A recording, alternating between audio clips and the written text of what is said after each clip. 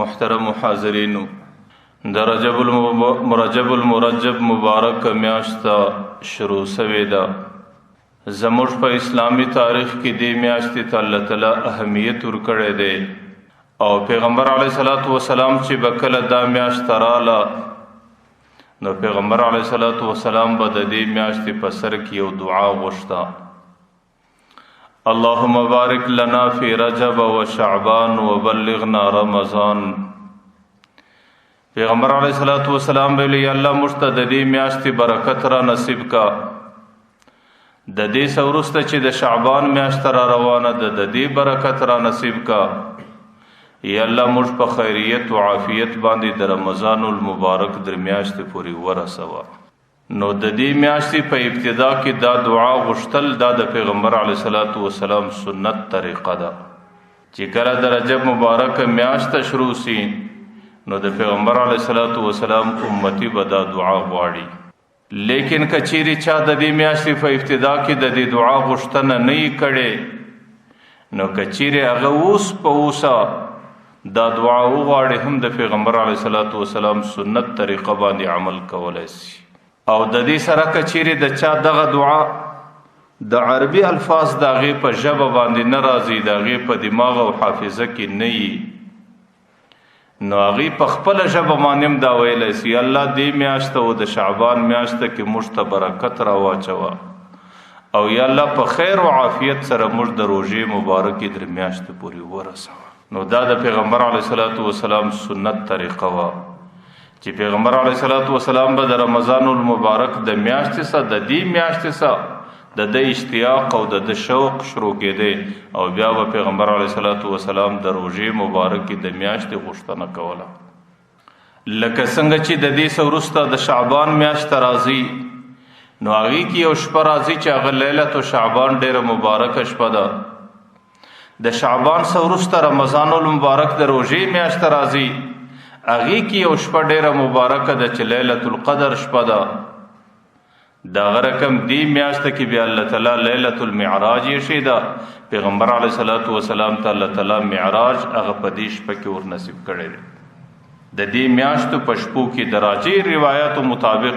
د رجب المرجب د میاشت په 28م تاریخ باندې الله تعالی پیغمبر علیه الصلاۃ والسلام معراج ته ور طلبلې ده. نو ځکه قران کریم دې میاشت کې د معراج چې کوم واقعه سوی د قران کریم په خپل الفاظو کې ذکر کړي. سبحان الذي اسرى بعبده ليلا من المسجد الحرام. الله تعالی ډېر پاک ذات دی. الله هغه ذات دی چې هغه د شپې په وخت کې خپل بندا د مسجد حرام سم مسجد اقصی ته ورساوه.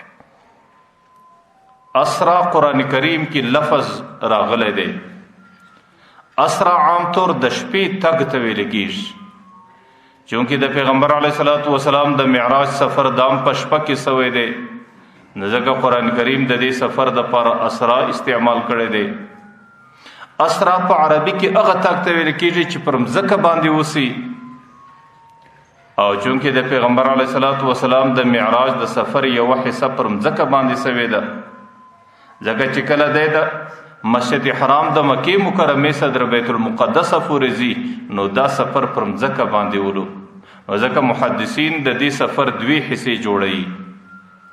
یو حصہ هغه د چې د مکی مکرمه صدر بیت المقدس ته زینو دي ته د دوی په اصطلاح کې اسرا وایي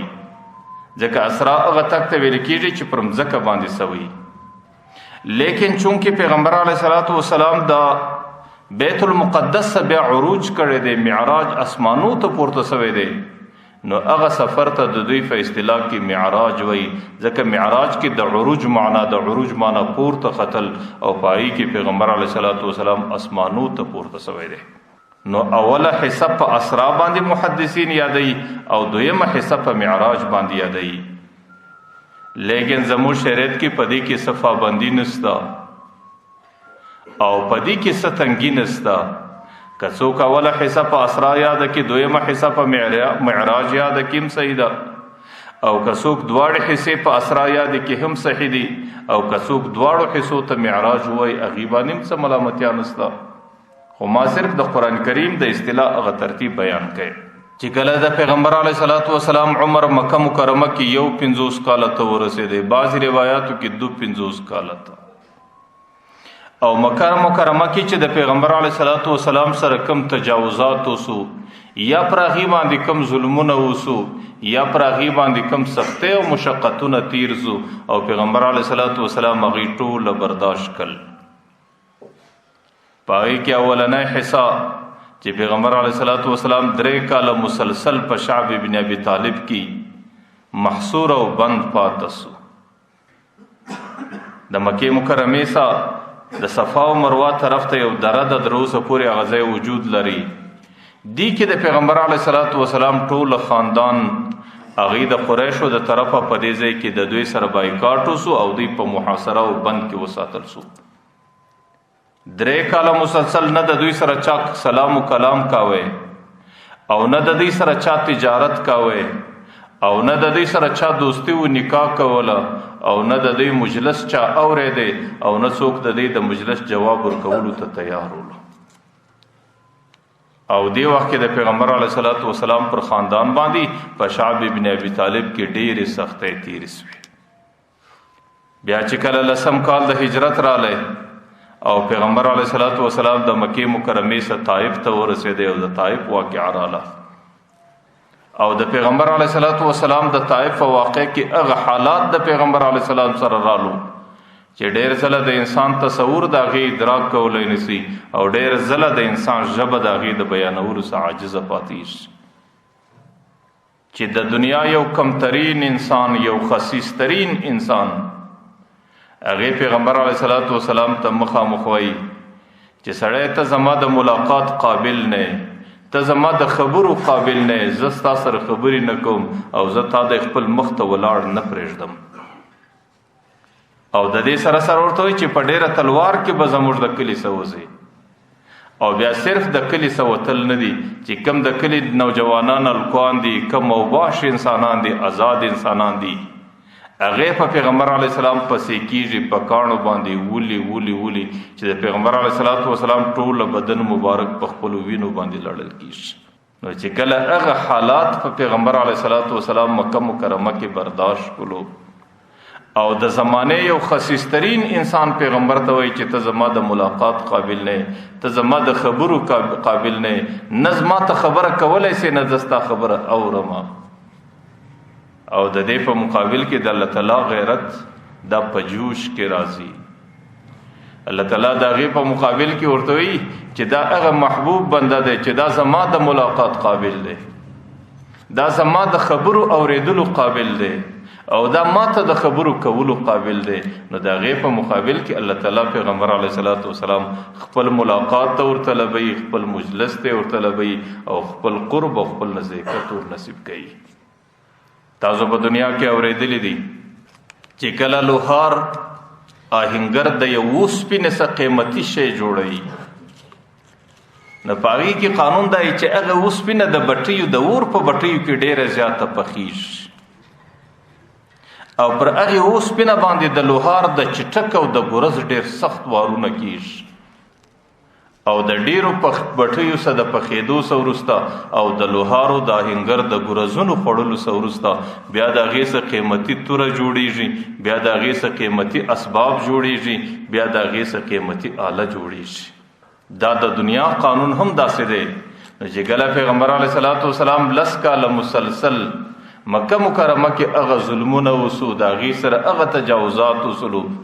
نو الله تعالی د هغې د استعداد، الله تعالی د هغې د هغې قابلیت پخوالی وکړي، او د ظلم او د هغه تجاوزاتو په بټۍ کې راتیر چې کله د پیغمبر علیه الصلاۃ والسلام استعداد پخوالی ته ورسېدی، نو الله تعالی د هغې کمترین انسان په مقابل کې خپل ملاقات ته ورطلبي، او پیغمبر علیه الصلاۃ والسلام هغې معراج ته رسوي، او الله تعالی پیغمبر علیه الصلاۃ والسلام معراج ته پورته کوي. غالبا د ډیرو روایاتو مطابق د دې میاشتې د 28م شپه وه. پیغمبر علیه الصلاۃ والسلام د ام هانی په کور کې بیدو. حضرت جبرائیل علیه الصلاۃ والسلام د الله د عرش څخه د 500,000 فرشتو سره راځي او حرم ته راځي او په حرم کې د تکبیراتو د لا اله او د اذکار ور جوړیږي. او پیغمبر علیه الصلاۃ والسلام د ام هانی د کور سره پورته کوي او پیغمبر علیه السلام په داسې حالت کې دی چې سترګې مبارکې پټې دي او قلبه یقظان او د زړه بیدار دی او راولي د زمزم ساله او د الله تعالی په امر باندې د زمزم په ساو څنګ ته پیغمبر علیه السلام پرې باس او د پرېستلو سورسته د پیغمبر علیه السلام د سینه مبارک ورسری او د سینې سورسته د غي زړه مبارک را باس او هغه زړه درې واره د زمزم په اوبو باندې منځي او صفا کوي او دې ته ویل کېږي شرح صدر چې د پیغمبر علیه الصلاۃ والسلام سینه خلاص اسوا او د پیغمبر علیه السلام زړه مبارک راوېستل سو او هغه زړه د زمزم د اوبو د صفای سورسته په خپل ځای کې اجدي او د هغې سره په الهي امر سره هغه سینه برته پر راګنډي او باندې جوړیږي. دې کې اشاره دی ته چې پیغمبر علیه الصلاۃ والسلام د الله تعالی د ذات ملاقات لورځي او الله تعالی مطهر ذات صفا ذات او د هغې ملاقات ته چې څوک ورځي هغې به د طهارت او د صفای قابل ذاتي ځکه د پیغمبر علیه الصلاۃ والسلام زړه مبارک دلته پرېمځل کېږي. دې ته سړی حیران سي چې پیغمبر علیه الصلاۃ والسلام الله تعالی داسې طاهر او مطهر ذات پیدا کړی و چې پر هغې باندې د علایشیو او د ګډوډیو یوه ذره نه پیدا کېدله. ځکه پیغمبر علیه الصلاۃ والسلام چې د مور د نس څخه پیدا کېدی لا هم د مور د نس څخه چې بچی پیدا سي پر هغې باندې د مور د نس علایشات دي لیکن پیغمبر علیه الصلاۃ والسلام التلام د دې څخه مکمل صفاس لیکن بیا هم چې الله تعالی خپل ملاقات له وربولې د هغې څخه مخکې یار د پیغمبر علیه الصلاۃ والسلام د زړه صفایي کوي د هغې صفایي څخه وروسته پیغمبر علیه السلام د الله ذات ته ورځي. نو دنیا کې چې یو بنده د الله تعالی د ملاقات تمه لري او هغې په دنیا کې په ګناهونو باندې ککړي او هغې په هغه علایشاتو ګډوډیو د الله تعالی په ناراضګیو باندې ککړي بیا به هغې انسان ته د الله تعالی د ذات ملاقات او دیدار څنګه نصیب سي. لکه څنګه چې د پیغمبر علیه الصلاۃ والسلام زړه صفایي غوښته د هغې څه وروسته بیا د الله تعالی ملاقات ته رسېدلی سو. دغه رقم یو بنده کې که د الله تعالی د ملاقات تمه لري هغې هر مخکې صفایي ده او د دې امت دپاره د صفایي بهترین ذریعه توبه ده او د توبې په شکل به ځان صفا کوي د هغې څه وروسته بیا د الله تعالی د ملاقات استعداد پیدا کولی سي د الله تعالی د ملاقات لایق بلل کېږي او د کې د الله تعالی د ملاقات قابلیت پیدا کېږي. ځکه چې کومې سترګې په دنیا کې په ګناه باندې ککړي او کومې سترګې په بدنظري باندې ککړي زه ډېر ځله دا وایم هغه بدنظري که دی دا لارې پر سر باندې کوي هغه بدنظري که دی د ټلیفون پر سکرین باندې کوي هغه نظري که دی د کور د ټیویو د دې پر آلاتو باندې کوي نو هغه سترګې بیا د الله تعالی دیدار قطعا نسي کولی. چې کومه سترګه په دنیا کې په ګناه ککړه ده دا سترګه ګنده سترګه بلل کېږي دا سترګه ناپاکه سترګه بلل کېږي او ناپاکه سترګه د الله تعالی دیدار نسي کولی چې تر څو پورې دا سترګه صفا سوې نه او د هغې دپاره صفایي په توبه سره کېږي چې تر څو پورې دغه د سترګې خرابوالی د توبې په شکل د سترګې څه صفا سوی نه. د پیغمبر علیه الصلاۃ والسلام زړه درې ځله مبارک منځي. حضرت جبرائیل علیه السلام دی او د فرشتو ډېره لویه ډله ورسره ده د هغې په خاطر باندې الله تعالی پر دې امت باندې د اوداسه په وخت کې درې ځله دا اندام پرېولل یا فرض دی یا سنت دی یا واجب دی یا مستحب عمل دا دی چې سړی به په اوداسه کې اندامونه درې ځله مینځي. ولې به درې ځله مینځي؟ ځکه پیغمبر علیه الصلاۃ والسلام چې کله د الله تعالی دیدار لځي د هغې په زړه کې انوارات راځي د هغې انواراتو دپاره حضرت جبرائیل علیه السلام د پیغمبر علیه السلام زړه درې ځله ولیدی او چې کم اندام د اوداسه درې ځله په اوداسه کې پرېولل سوی نو هغې د قیامت په میدان کې داسې ځلیږي د سپوږمۍ او د ستورو په شان باندې. حضرت عایشه مبارکه د پیغمبر علیه الصلاۃ والسلام څخه پوښتنه کوي ای د الله رسوله د قیامت په میدان کې چې ته د امت شفاعت کوې 18,000 اقوام د عالم په دې ټوله قیامت کې فلګړ دي دې کې به د خپل امتي معرفت او شناخت ته پر څه باندې کوي پیغمبر علیه الصلاۃ والسلام ورته وی چې زما امتی چې کله اودس تازه کوي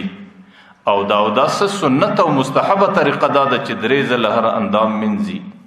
نو هغې به د دې درو ځلو اندامو دولولو په خاطر هغه اندامونه به په دې ټول انسانیت کې د سپوږمۍ په شان باندې ځلیږي او د دې اندامو پر ځلېدو به معلومیږي چې دا زما امتی دی.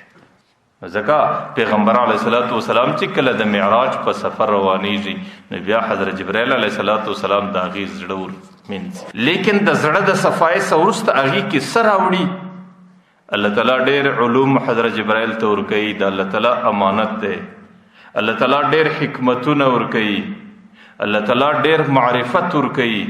او الله تعالی ډېر د علم او د معرفت خزانه ورکوي. هغه علم او معرفت د پیغمبر علیه الصلاۃ والسلام په زړه کې د صفایۍ څه وروسته حضرت جبرائیل علیه السلام نشته. بیا د پیغمبر علیه الصلاۃ والسلام زړه د علم او د معرفت څخه ډک دی، ځکه الله تعالی عالم ذات دی، د الله تعالی صفت علم دی او الله تعالی چې کم څوک خپل ملاقات لور غواړي نو الله تعالی ته محبوب دا ده چې هغې د هغې په صفت باندې منوري او صفت د علم صفت دی. نو ځکه د پیغمبر علیه الصلاۃ والسلام زړه د علم سور ډکوي او علم د الله تعالی صفت دی او علم نور دی او علم حیات دی او علم ژوند دی. پیغمبر علیه الصلاۃ والسلام وایي الناس كلهم موتى، انسانیت ټول مړه دي، ولكن اهل العلم احیاء حیاء، د علم خاوندان چې دی هغه په د انسانیت کې ژوندي دي. انسانیت ټول ړانده دي، د انسانیت سترګه نسته، لیکن چې کم چاته علم الله تعالی ورکړی دی هغې د دې ټولې معاشرې سترګې بلل کېږي. علماو لیکلي دي چې علم کې درې لفظ دی، یو عین دی، یو لام دی، یو مین دی. په عین کې علیین ته اشاره ده چې کم چاته الله تعالی علم ورکړي د مرګ بعد هغې مقام علیین دی چې د الله تعالی د عرش لاندې یو ځای دی. او په لام کې لطافت ته اشاره ده، لطافت معنی صفایي، باریکي، او د دې په مقابل کې کثافت راځي، ګندګي راځي، ګډوډي راځي. چې کم چاته الله تعالی علم ورکړي د هغې د باطن کثافت ختمیږي، د هغې د باطن هغه ګندګي او خیره ختمیږي، د هغې بجای د هغې په مزاج کې نور او لطافت راځي. او میم دا عبارت د معرفت څخه دی چې کم چاته الله تعالی علم ورکړي هغې ته الله تعالی خپل معرفت او شناخت ورکوي او الله تعالی دا ټول انسانیت د معرفت او د شناخت دپاره پیدا کړی دی. حدیث شریف کې راځي پیغمبر علیه الصلاۃ والسلام حدیث قدسی را نقل کوي، وی الله تعالی وی کنتو کنزا مخفیا، زه یو پټه خزانه وم، فخلقت الخلق لأعرفني، ما مخلوقات د دې دپاره پیدا کړو چې ما وپېژني، چې زما معرفت اوسي په دې کائناتو کې، زما شناخت اوسي. نو الله تعالی دا انسانیت د خپل معرفت او شناخت دپاره پیدا کړی دی. نو چې د کم چا سره علم دی د عین په درجه کې په علیین کې مقام دی، چې د کم چا سره علم دی د لام په خاطر د هغې په مزاج کې لطافت او صفایي ده، چې د کم چا سره علم دی د هغې په مزاج کې د جهالت او ناپوهۍ بجای معرفت دی او علم دی او د الله تعالی پېژندګلونه ده. ځکه پیغمبر علیه الصلاۃ والسلام چې کله د الله تعالی پر طرف باندې رخصتیږي او روانیږي نو حضرت جبرائیل علیه الصلاۃ والسلام یو ځل سینه سیري او د سینې صفایي کوي او د صفایي څخه وروسته د الله تعالی د طرفه چې کوم علم راوړي هغه علم په دې سینه کې ایږدي. او چې کله په سینه کې علم راسي په هغه سینه کې ډېر استعداد راسي. علماو لیکلي دي یو مسله ده، یو ځای دوه کسان په قید کې راسي، یو عالم دی یو علم نه لري، د یو چا په قید کې رالو په بند کې رالو، لیکن د هغه چا د قید والا د طرفه دا امر وسو چې دې دوه کې یو ته اوس د خلاصون وخت فیصله ده او یو به یوه میاشت بعد او کال بعد خلاصېږي، نه معلوم څه وخت خلاصېږي. نو بیا خلک په تشویش کې سي چې دا دوه خلک په یو معرکه کې په قید کې راغلي دي، په دې دوه کې به کم یو خلاصېږي. نو مسله دا ده چې اول به هغه سړی خلاصوي چې د کم چا سره علم نشته، ځکه د الله تعالی په د طرفه چې کومه سینه کې علم راغلی دی په هغې کې استعداد شته او د استعداد په خاطر هغه د ډېره حده برداشت لري او د ډېرې تنګۍ په خاطر باندې داسې کلمه در خوله نه باسي چې د هغې په خاطر د ایمان ته نقصان. لیکن د کم چا سره چې علم نشته هغې چې کله په غصه کې راس یا کله په نفستنګي کې راسي یا کله په تنګي کې راسي د هغې غریب ډېر ځله در خوله داسې کلمې ووځي چې د هغې ایمان مکمل د خطرې سره بیا مخامخ ما درته ویل ډېر ځله چې راسئ په طلاق کې دی راځي مولوي صاحب په خشم کې مې په ځان وسوم په طلاق مې در خوله ووتې او ډېر ځله داسې کلمې د هغې در خوله ووځي چې بلکل ځان یې د اسلام د دایرې څخه ایستلی باندې ځکه علم چې د کومه سینه کې راسي هغه سینه کې الله تعالی برداشت او استعداد پیدا کوي نو علماو دا مسله لیکلې ده چې کله یو سړی د علم والا دی یو سړی بې علمه دی او دواړه په یو ځای کې په خیر کې سره رالو او چې د خلاصون فیصله راله اول به هغه سړی خلاصوي چې د کوم چا سره علم نشته ځکه هغې کله کله د خپلې نفستنګۍ سه د خپلې خولې د وینا په خاطر ځان خرابوي او بل ځای کې بیا لیکلي دي که چیرې مسله داسې راله دوه کسان دي پر یو ناور باندې لمبیږي او د دواړو بدنونه لڅ دي یو علم والا دی د یو سره علم نشته یو چاک جامې ځینې وزغلولې او دی دواړه لڅ دي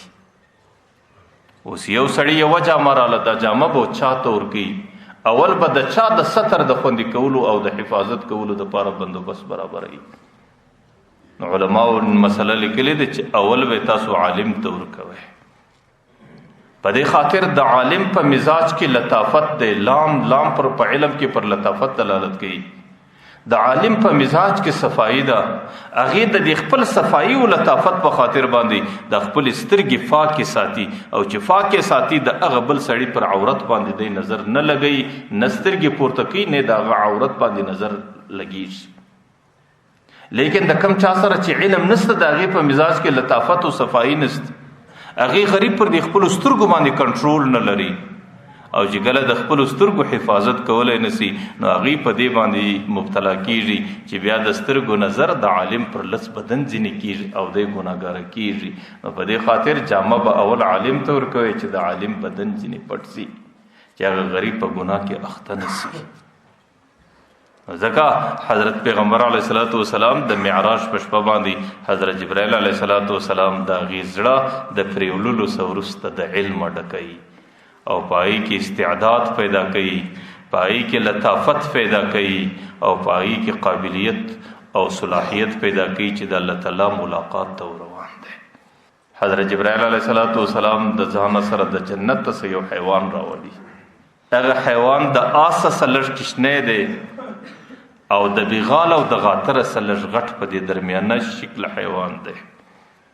حضرت جبرائیل علیه السلام چې کله زړه ور وګاڼډی هغې څه وروسته پیغمبر علیه السلام را ولاړ سلو حضرت جبرائیل علیه السلام د هغې آس جلو په خپل لاس کې نیولی دی او پیغمبر علیه السلام ته وایي چې پر دې بوراق باندې سپور سه پیغمبر علیه السلام چې کله بوراق ته نږدې کېږي نو دی وخت کې هغه بوراق هغه آس هغه حیوان لږ شوخي کوي پښې غورځوي او ځان سوارلي ته نه ورکوي حضرت جبرائیل علیه السلام هغه بوراق ته په ډېر غوسه او په ډېر تعجب کې وایي ورته او بمحمد تفعل هکذا ای بوراقه د ټوله انسانیت د سردار د محمد سره ته داسې کوي ورته ای بوراقه پر تا باندې د دې انسان په ټوله انسانیت کې افضل ترین څوک نشته چې سپور سي د دې انسان سره ته څنګه شوخي کوي د هغه بوراق حیوان ډېر شرمنده وي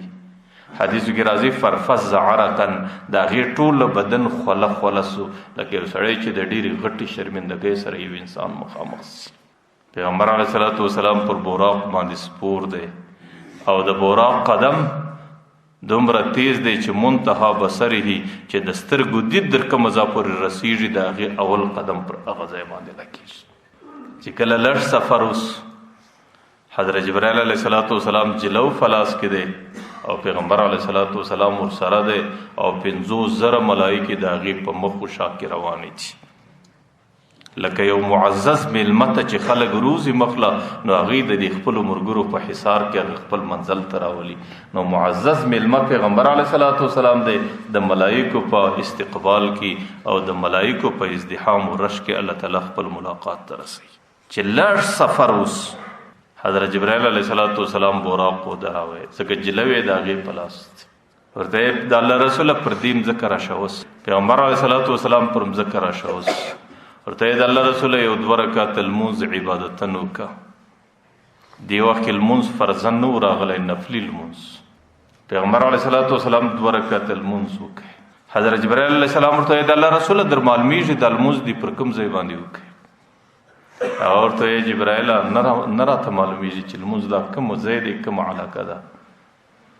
حضرت جبرائیل علیه السلام ورته د الله رسول دا ستا د هجرت ځای دی چې دې ته یثرب ویل کیږي او څه زمانه بعد وستا هجرت دې مځکې ته کول کیږي. د مکې مکرمې څخه غالبا په مشرقي جانب باندې د مکې مکرمې څخه غالبا 350 کیلومتر مځکه او په میلونو باندې د 200 میلو په شاوخوا کې یو آبادی راتلله چې هغه ټول نخلستان علاقه و چې هغې ټولو باندې د خورما درختې وي او دې آبادی باندې 2 غرونه راګرځېدلې دي. دې غرو ته ویل کېږي لابتین او دې غرو ته په بعضو سیرت نگاران دې ته نوم ورکوي د حرتین او دا ټوله د درختو علاقه ده او د دې عام آبادی دا د خورما درخت دي. د دې څخه په شرقي جانب کې غالباً کشنه آبادی دی بیا در قبا پوری او قبا په دی وخت کې یو څاڅ سوی دی د حضرت معاویه رضی الله عنه در زمانی پورې د مدینې د آبادی ټولو اوبه د دې قبا سره روانې وي. بیا دا ټوله علاقه په قبا باندې مسما سو. نو در قبا پورې دې طرف ته عوالی ویل کېږي ځکه دا د مکې مدینې منورې د اصل محلي وقوع سره لږ پورته مځکه ده. او د دې څخه چې کښته طرف دی دې ته بیا اسافل ویل کېږي ځکه اوبه به راتلې اکثره به دلته جمع کېدې او د دې هوا به ډېره رطبه وله او د دې په خاطر به په دې کې تبې په انسانانو کې ډېرې زیاتې وي. نو دې ته اصلي نوم یثرب ویل کېدل. یثرب د سرب څه دی سرب ملامتیا ته ویل کېږي او په عام عرف کې د په تبو په ناجوړۍ کې مستعملېږي. نو دې علاقې به ډېرې ناجوړۍ درلودې. لیکن چې کله پیغمبر علیه الصلاۃ والسلام د هجرت په وخت باندې دې ته راورسېدی نو بیا د یثرب بجای د دې نوم مدینة المنوره د دې نوم مدینة الرسول د دې نوم دار الایمان والهجره د دې نوم طیبه د دې نوم طابه د دې نوم طیبه د دې نوم طائبه مختلف علماء د دې 80 نوم را نقل کړي دي او په دې کې د ټولو سم مشهور نوم مدینة المنوره او دا د پیغمبر علیه الصلاۃ والسلام د هجرت ځای او پیغمبر علیه الصلاۃ والسلام ته د معراج په شپه حضرت جبرائیل علیه الصلاۃ والسلام ورته پر دې ځای باندې 2 رکعت المنځ وکړه او دې د پاره په پیغمبر علیه الصلاۃ والسلام ډېره دعا وغوښته. پیغمبر علیه الصلاۃ والسلام ویل الله ابراهیم خو د مکې د پاره دعا وغوښتې ده چې مکه د امن ځای کا او مکه د آبادۍ ځای کا او یا الله زه د مدینې د پاره دعا غواړم مدینه د امن ځای کا مدینې ته دومره آبادی ورکه لکه مکې ته چې د څومره آبادی ورکړې ده او د هومره د چند آبادی ورکه. یقینا هم د پیغمبر علیه الصلاۃ والسلام د دعا پر برکت پر هغې علاقو باندې د هر موسم د هر وخت د هر طرفه څخه ډېر آبادي. روزانه پر هغې باندې 80,000 فرشتې وزر غوړولی او روزانه 80,000 فرشتې د پیغمبر علیه الصلاۃ والسلام پر محل د وقوع پر مزار باندې پر زیارت باندې راګرځېدلي او د هغې په خاطر ملایکو د دې ټولې علاقې فضا په خپل وزرو کې اخیستي. د علامه ابن عقیم او د ابن عقیل رحمه الله څه چا پوښتنه وکړه چې یا د مځکې پر مخ باندې مدینه منوره ډېره افضل ځای دی که مکه مکرمه ډېره افضل ځای دی؟ هغې ورته وایي که تاسو دیوالونه حج خو په مکه کې کېږي ورته که تاسو د دیوالو ته ګورئ نو دیوالونه خو بیا د مکې ډېر افضل دي په دې خاطر چې د هغې معمار حضرت ابراهیم علیه السلام دی او د هغې کارګر او عام خټې ورکوونکی حضرت اسماعیل علیه السلام سوی دی. لیکن که خاوره واخی که مځکه واخی بیا مکه مکرمه خو څه کوې بیا خو مدینې منورې ته الله تعالی د ډېرو ځایو د ډېرو افضلو ځایو فضیلت ورکړی دی ځکه مدینه منوره کې د پیغمبر قبر راغلی دی او دا په دنیا کې د الله تعالی قانون دی چې د کم بنده قبر په کم مځکه کې راځي نو چې دغه بنده د مور په نس کې د پلار د نطفې څخه وجود پیدا کوي نو ملایکه د هغه ځای خاوره را اخلي د دې پلار په نطفه باندې ګډوي او د هغې خاورې اثر دا دی چې هغه خپل ځای ته برته ځان رسوي نو چې دی مړ سي هغه ځای ته قبر ته ځان رسوي چې د کم ځای خاوره د ده د پلار په نطفه ګډه سوي او د هغه ځای څخه د ده د جسم بنیاد ایښول سوی ورته بیا خو د پیغمبر علیه الصلاۃ والسلام خبر دا په مدینه منوره کې دی او د پیغمبر علیه السلام د وجود خاوره د مدینه منورې څخه اخیستل شوې ده او د پیغمبر علیه الصلاۃ والسلام په وجود کې د دې مدینه منورې ذرات دي. نو بیا خو مدینه منوره هم در مکې افضل ده، هم د زمانه در هر ځای او د هر علاقې څخه افضل ده. او مدینه منورې ته الله تعالی د پیغمبر علیه الصلاۃ والسلام په برکت باندې عجیب نورانیت ورکړی دی. غالبا د پیغمبر علیه الصلاۃ والسلام د هجرت څخه 900 کال مخکې د یمن یو بادشاه د تبع هغه د حضرت عیسی علیه الصلاۃ والسلام پر دین باندې زندگی تیري. هغه دیندار سړی دی او د علماو د نیکانو خلکو سره ډیر مینه او محبت دی. هغه سړی د خپل علاقې علماو ته وایي درځي پر دې علاقه باندې د مځکې پر مخ باندې لږ منظره درکم او موږ به سیر او تفریح وکړو او قافله به برابر کړو او د علاقه به ټوله وګورو چې د مځکې پر مخ باندې کوم حالات کوم مځکې دي کوم علاقې دي. چې کله هغه تبع بادشاه د خپل وفد سره را روان دی د مځکې پر ډېره حصه وګرځېدی د مدینې منورې پر مځکه باندې راغلی. د اول ځل د مدینې منورې د خلکو سره لږ پر یو شی باندې اختلاف راغلی، د مدینې د خلکو سره جګړه جوړه شوله. لیکن د مدینې خلکو ته الله تعالی داسې کمال ورکړی و چې هغې به د ورځې د ده د لښکره سره جنګېدل، لیکن د شپې به د خپلو کورو صبر ته د ده لښکر له ډوډۍ ورستوله. ول دا مسافر خلک دي، د دې علاقې باندې میلمه راغلي دي او میلمه پر موږ باندې اکرام ضروري دی. بیا هغه تبع حمیري هغې ولاړی مکې مکرمې ته او پر دې ځای باندې خپل زوی نایب پرېښوی او د مدینې خلکو چې جنګ ورسره وکړي په هغه جنګ کې د ده زوی قتل شو. بیا تبع حمیري برته د مکې مکرمې سره راغلی مدینې ته او په ډېره سخته غوسه کې او د ډېر غټ قتل و قتال اراده یې کړې وه. لیکن د ده سره 400 د تورات او د انجیل علما ورسره وو. هغوی باره ورته ویل چې بادشاه سلامت د دې مځکې سره ډېر احتیاط کوه. زموږ په آسماني کتابو کې موږ ته دا لیکلي دي چې د دې څه وروسته الله تعالی یو نبي دې دنیا ته رااستی او پر هغې باندې نبوت الله تعالی ختموي بس. او د هغې نبي چې کوم د هجرت مځکه ده چې دی به کومې مځکې ته هجرت کوي، موږ چې د مځکې پر څومره کوره باندې وګرځېدو دغه مځکه موږ ته رامعلومېږي چې دا د د هجرت ځای دی او دې ته به د هجرت په هجرت باندې راځي. نو د هغې نبي په خاطر باندې د دې خلکو سره تجاوز مه کوه.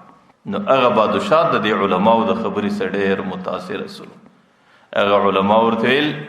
چې بادشاه سلامت که زموږ سره احسان کوي، ته که یمن ته ځې که هر طرف ته ځې، موږ ته پر دې مځکه باندې استوګنه راکړه، موږ به پر دې مځکه باندې اوسېږو. هغه نبي به یا زموږ په زندګي کې راسي، موږ به د هغې معاونین سو، صحابه به سو. که زموږ په زندګي کې نسي را، زموږ پر نسلونو پر بچانو باندې به راسي او دا به زموږ دپاره ډېره د نفع او د ګټې خبره وي. نو هغه بادشاه د هغې څه وروسته باره دې خلکو ته د مدینې پر مځکه کورونه ور جوړ کړو. 400 کسان د تورات علما او د انجیل علم ورسره و او په خپل لاس باندې یو کور جوړ کړي او د هغې کور متعلق یې دا فیصله وکړه که چیرې هغه نبي زما په وخت کې رالی نو بیا به زما د طرفه دغه کور په تحفه کې ورکول کېږي، دا کور به د دی. او هغه نبي د ده د زمانې 900 کاله وروسته راغلی او د هغې سره یو خط ولیکئ هغه بادشاه. هغې خط کې بعضې اشعارو شهدت علی احمد انه رسول الله و بارئ النسم، زه پر دې آګاهي ادا کوم چې احمد به د دنیا ته راځي او دا به د الله تعالی رسولي او دا به الله تعالی د دنیا دپاره د یو هدایت ذریعه ګرځوي. فلو مد عمري الى عمري، که چیرې الله تعالی ما ته زمانه راکله او زما عمر یې د ده در عمره پورې اوږد کړی، لکنت له وزیرا وابن عمي، بیا به زه د ده معاون جوړېږم او د ده مخ ته به توره چلوم او چې کم څوک د ده مخالفت کوي د هغې سره به مقابله کوم. او بیا یې دا ولیکل وجاهدت بسیف اعداءه، زه به په دې خپله توره د ده د دشمنانو سره جهاد کوم. او وفرجت عن صدره كل غمي، د ده د سینې څه چې کوم تکلیف دی، پر ده چې کوم بوج دی، پر ده چې کوم مشکلات دي، هغه مشکلات به ټول د ده څه لرې کوم. لیکن نبی علیه الصلاۃ والسلام په هجرت باندې کله راغلی؟ نبی علیه السلام د هغې څه 900 کاله وروسته راغلی. چې کم کور د نبی علیه الصلاۃ والسلام د پاره جوړ شوی و دی وخت کې مدینه منوره کې پر دې کور د حضرت ابو ایوب انصاری مکان جوړ پیغمبر علیه الصلاۃ والسلام چې کله د مدینه سر قباء ته راورسېده قباء کې د پیغمبر علیه الصلاۃ والسلام د گلثوم ابن حدم په کور کې 12 شپې وي او د قباء څخه چې کله را روان سولو چې کله مسجد نبوي دی علاقې ته را رسېده نو مختلف قبایل دي هر قبیله والا ورزغلی د وش جلو نسی او دای چې پر کوم سوارلی سپور دی د هر چا د خوښه ده چې زما کور ته را ورسیش زما د کور ملمس ځکه د مدینې ټول خلک مختره وتلی دي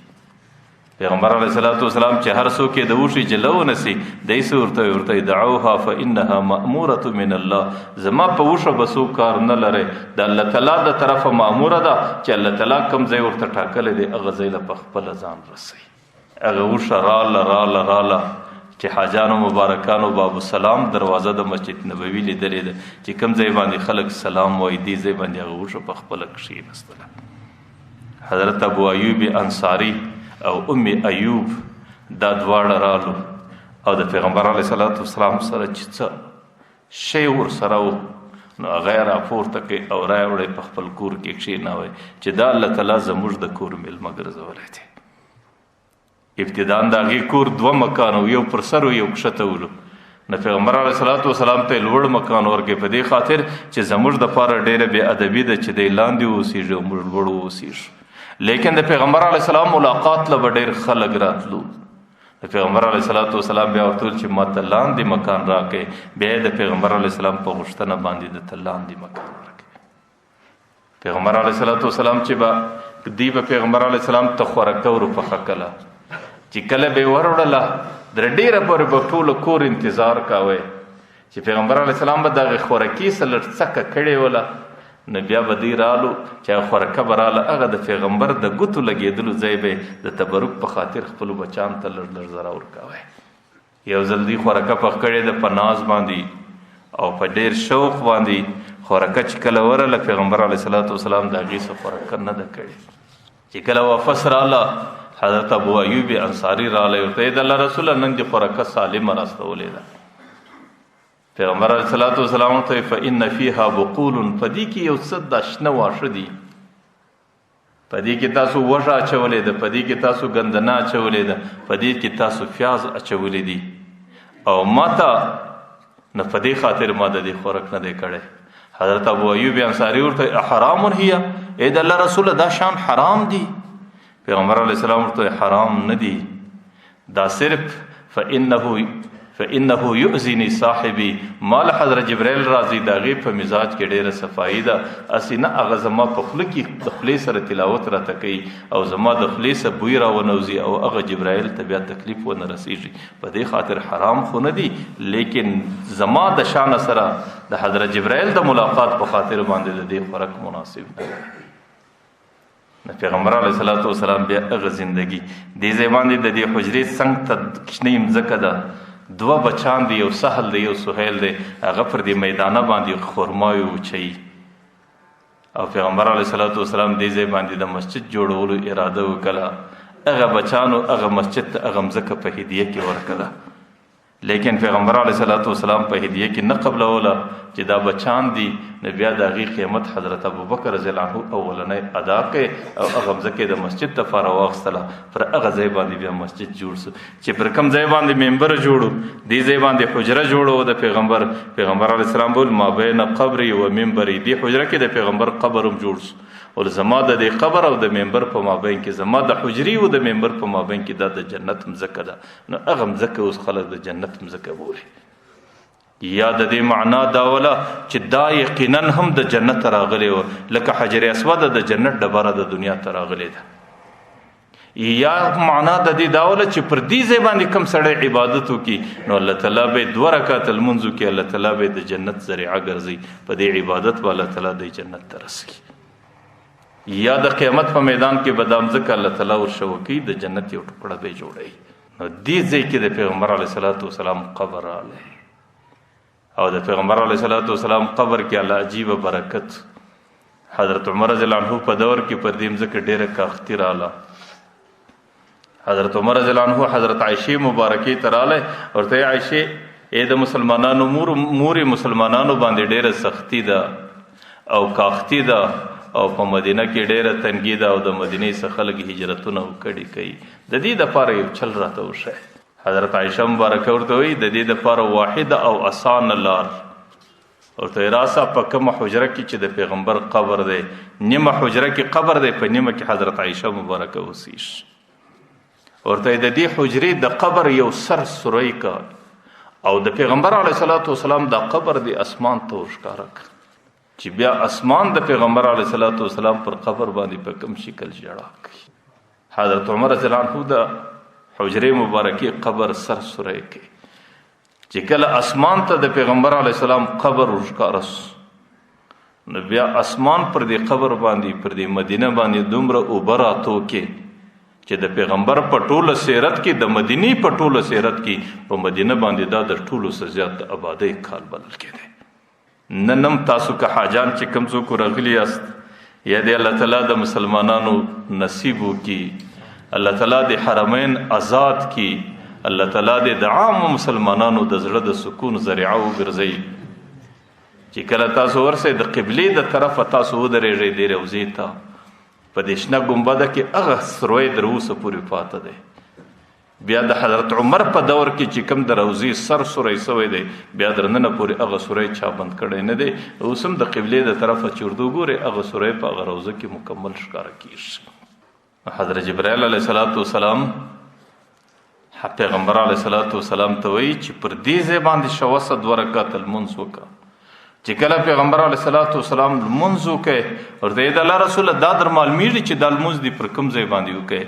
هغه ورته نه راته معلومیږي ورته دا لمونځ دې پر هغه ځمکه باندې وکړي چې ستا د هجرت مرکز وي او ته به راځې او ستا قبر به دلته جوړېږي او ستا د هجرت محل او موقع به دلته وي چې کله د دې ځای څخه تیر لاړ سفر اوس حضرت جبرائیل علیه السلام بیا بورا خود راوي ورته د الله رسول دې ځای باندې 2 رکعات لمونځ وکړه پیغمبر علیه السلام بیا 2 رکعات لمونځ وکړه حضرت جبرائیل علیه السلام ورته د الله رسول دا در معلومیږي د لمونځ دې پر کوم ځای باندې وکړي ورته جبرائیل نه راته معلومیږي ورته دا دې پر کوهي تور باندې لمونځ وکړي چې پر کوم غره باندې الله تعالی د موسی علیه السلام سره خبرې وکړي. حضرت موسی علیه السلام په مدین کې اوسېده د حضرت شعیب علیه السلام سره حضرت موسی علیه السلام ته حضرت شعیب علیه السلام لور ورکړه حضرت موسی علیه السلام د شعیب علیه السلام د لور سره راځي مصر ته او په لاره کې تور شپه ده او تیاره ده او باران ووري او لارم ځینې ورکه ده د لارې نه ولده دي یو نارینه دی د موسی علیه السلام په شکل یو زنانه ده چې هغه د کور زنانه ده او دی وخت کې په نیمه شپه کې یخ دی او د یخ په وخت کې زنانې ته د بچي د ولادت تکلیف ور پیدا سو چې اوس به د دې بچي د دې زنانې بچی پیدا کیږي توره تیاره ده او باران دی او لار ورکه ده او یخ دی او دلته د بچي د ولادت تکلیف پیدا سو نو حضرت موسی علیه السلام ډیر حیران دی شاوخوا چې وکتل په یو کونج کې لاړ د اور شغله معلومیږي زنانې ته وایي زه به هغه ځای ته ورسم یا به یو څوک پر دې ځای باندې لار به راوښوي موږ لار ورکه کړې ده یا دلته د اور اثرات معلومیږي یو شی به راوړم تاسو به دلته اور په بل کو او ته به ځان په دې باندې ګرم کې ځکه د زنانې د بچي د پیدایش وخت کې دې شانو ته ډېر ضرورت دی. حضرت موسی علیه السلام چې کله راغلی نو الله تعالی په هغه ځای کې ورته انی انا ربک فاخترتک لما یوحى ای موسی زه ستا رب یم او ما ته په ټوله انسانیت کې د دې دپاره را منتخب کې چې زما وحی به تا ته کېږي او تا ته به نبوت ورسېږي. نو هغه کوی تور باندې چې حضرت موسی علیه السلام دا چا سره کلام کړی دی د الله تعالی د ذات سره نو هغه کوی تور باندې حضرت جبرائیل علیه السلام حضرت موسی علیه السلام ته وایي 2 رکعات لمونځ بدلته وکړي. دې ځای څخه چې روان سو لږ ولاړو بیا حضرت جبرائیل علیه السلام ورته راشه وصل دلته لمونځ وکړه ورته چې لمونځ یې وکړه ورته ځای در معلومیږي ورته نه ورته دا مدین دی د حضرت شعیب علیه السلام مسکن دی او دی باندې حضرت شعیب علیه السلام نبی وو او حضرت شعیب علیه السلام پر دی باندې ډیره زندگی تیر کړه او په دې مدین کې الله تعالی موسی علیه السلام ته د فرعون د غلبي او د قهر څخه نجات ورکړی دی چې کله د دې سم تیر سو څلرم ځای باندې ورته دلتم 2 رکعات المنځ وکړه چې المنځ یې وکړه ورته دا در معلومیږي پیغمبر علیه السلام ورته نره معلومیږي ورته دا بیت اللحم دی چې په کوم ځای کې د حضرت عیسی علیه السلام پیدایش وس حضرت عیسی علیه السلام د بیت المقدس سره فسنګ په بیت اللحم کې چې اوسم د اسرائیل په قبضه کې دی دې ځای باندې د حضرت عیسی علیه السلام پیدایش شوی دی د حضرت عیسی علیه السلام مور حضرت مریم هغې د حضرت زکریا علیه السلام خوښینه او حضرت مریم خپل مور د بیت المقدس د صفایي دپاره د هغې د خدمت دپاره وقف کړې ده چې زما بچی به خاون نه کوي زما بچی به کور نه جوړوي او زما بچی دا به د بیت المقدس صفایي کوي ځکه حضرت زکریا علیه السلام د دې اخ شی و د هغې په نکاح کې د دې خور وله د مور و د فلار د مرګه بعد دا د هغې په کور کې اوسېدله او حضرت زکریا علیه السلام د بیت المقدس امامت کاوه نو د حضرت زکریا علیه السلام کور د بیت المقدس په څنګ کې ولو نو دی به د هغې مسجد صفایي کوله یو ورځ به حضرت زکریا علیه السلام کور ته راغلی د عمر 90 کاله یا 98 کاله دی او د زنانې عمر 90 کاله دی حضرت مریم ته په خونه کې بې موسمه میوې پرتې دي لکه د یو زمانه کې چې یو چاته انګور پراته وي دی ورته یا مریم انا لک هذا دا د کومې خوا سره راغلی قالت هو من عند الله دی ورته دا الله راستولی دي د ده په دې باندې حضرت زکریا علیه السلام نارینه بچی نه درلودی د ده په دې باندې سر خلاصولو چې هغه رب چې په دې موسم کې بې موسمه میوې چاته ورکولی سي هغې بې موسمه اولاد هم چاته ورکولی سي که زه هر څومره کمزوره یم نو دستې الله ته خواست وکړي الله ماته بچی راک او برته پر دې خپل حال باندې ډېر تعجب کوي الله زه خو ډېر ضعیفه یم زنانه مې هم ډېره ضعیفه ده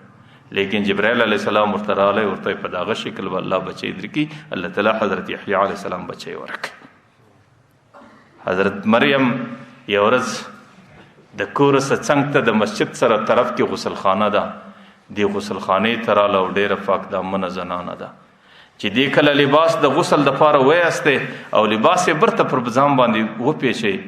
حضرت جبرائیل علیه السلام د یو نوجوان په شکل ورته ودرېدی دې دستي چیغې کړې ور سړی زما سه ولاړ سه زما سه پر طرف سه زه ډېره پاک دامنه زنانه یم او ما تر اوسه پورې پردی نارینه نه دی لیدلی نه مې پیدا کړی نه مې د چا سره زندګي تېره کړې ده نو زما سه ولاړ سه او ورته زه دې دپاره راغلی یم چې تا ته به اوس بچی درکول کېږي دا ورته ما خو تر اوسه پورې نه زنا کړې ده نه مې نکاح کړې ده بچی ما ته څنګه راکول کېږي هغه ورته د هغه رقم به الله تعالی بچی درکړي حضرت جبرائیل علیه السلام په دې ګریوان کې ورفوک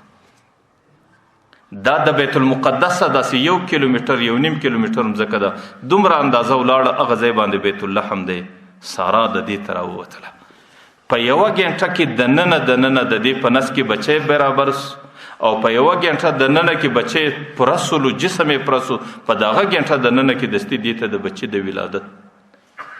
الله تعالی ورته ته ورسه هغه درختې ته چې څنګه لکه الله تعالی وچه تنه د درخته د الله تعالی د هغې خوا خرماوي پراتو کی او لاندې وچ نهر دی الله تعالی په هغې کې اوبه ورته وبهولې او چې کله یې بچی راواخیستی زنانه پاک دامنه زنانه او هغې پر خپل عزت باندې در هر څه زیاته بیریږي دې چې کله د ځان بچی ولیدې ځان ته یې وکتل چې دا قوم به څه وایي برای د ځان رسول کاش کې علیتنی کنتو نسیا منسیا کاش زه دنیا کې پیدا سوی نه وای دغه ورځ الله تعالی په ما نه وی لیدلی دې چې بچی راواخیستی چې بیت المقدس ته راځي په کوڅو کې ټول خلک پسې رازغلي یا مریم انا لکی هذا ای مریم بچی دې د کومې خوا ما کان ابوک امرأ سوء وما کانت امک بغیه نه دې مور زناکاره او نه دې پلار بد سړی و دا بچی دې د کومې خوا تا خو تر اوسه واده نه دی کړی حضرت مریم ته الله تعالی ورته وایي چې ما نن فلن اکلم اليوم انسیا زما نن روژه ده زه د چا سره خبرې نه کوم هغه دینونو کې روژه د خبرو هم راتلله چې کله دی کور ته ورپسې رالو دی چې کور ته راله چې په کومه حجره کې اوسېږي نو ټول قوم ورپسې رالی دی غریب هغه بچی د دې خونې په نس کې ورته کښې شوی او په خپل د کونج د خونی په یو کونج کې ودرېده او دی دستی پر نارې کې مریم دا د کومې خواځي چې کله دی ډیره تنګه کله نو دی ورته تاسو د دې بچی څه پوښتنه وکړي چې دا بچی د کوم هغه قوم ورته وایي کیف نکلم من کان فی المهد صبیا دا خو بچی دی در اوسه پورې د مور تیلا نه دی رودلی نو دا به خبرې به موږ ته څنګه کوي آخر چې حضرت مریم ډیره تنګه سوله نو هغه بچي په خپله نارې کې حضرت عیسی علیه السلام قال انی عبد الله ول زه د الله بنده یم آتانی الکتاب الله تعالی ما ته کتاب را کړی دی وجعلنی نبیا الله تعالی زه نبی ګرځولی وجعلنی مبارکا اینما کنت الله تعالی زه ډیر د برکت ذات ګرځولی یم چې کوم ځای یم وبرم بوالدتي ولم يجعلني جبارا شقيا زبد مور سره احسان کوم الله تعالی زبد بخت او جابر نه پیدا کړي چې کله هغه بچي په خپل خبري وکړي دی ځینې ولاړ د هغه بچي سره په مستقبل کې حضرت عیسی علیه السلام جوړ نو سلرم ځای چې حضرت جبرائیل علیه السلام پیغمبر علیه السلام را شوکه ورته پر دې ځای باندې لمونځ وکړه چې لمونځ یې وکړي ورته دا کوم ځای دی ورته دا هغه ځای دی بیت اللحم چې د نن څخه 1500 کال مخکې الله تعالی حضرت عیسی علیه السلام پر دې د دې څلورو ځایو د لمانځه سورسته پیغمبر علیه السلام بیت المقدس ته ورسېدی اوس د بیت المقدس سورسته د هغې سفر څنګه و کره روانه جمعه کې زندګي و د هغې متعلق به خبر کو الله دې قبول وګرځي واخر